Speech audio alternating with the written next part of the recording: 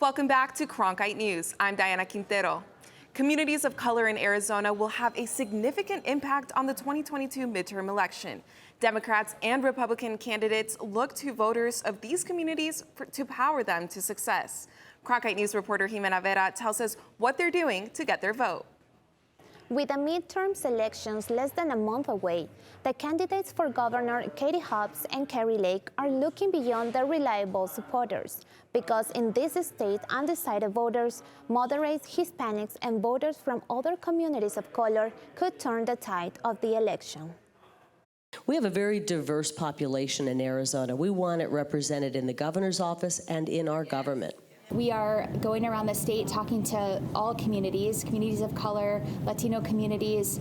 Arizona's candidates for governor are both campaigning on promises of inclusion and diversity. And everybody deserves equality. If you're doing the same job that somebody else is doing, you should be paid the same amount.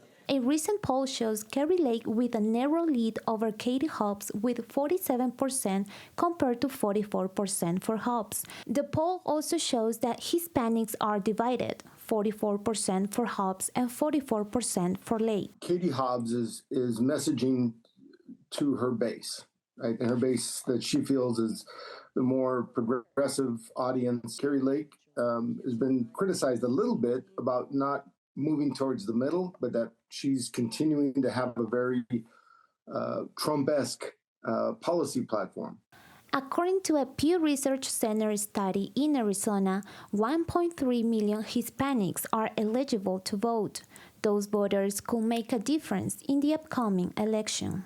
We're not taking a single vote for granted, and I know we're also focused on getting our message out in Spanish, on Spanish television, Spanish radio. I've done several interviews with Spanish news outlets. The race for Senate between Mark Kelly and Blake Masters is also close, and both candidates have reached out to communities of color for their support. In Arizona, that support could make the difference between who wins this very important national race. In the newsroom, Jimena Vera, Cronkite News.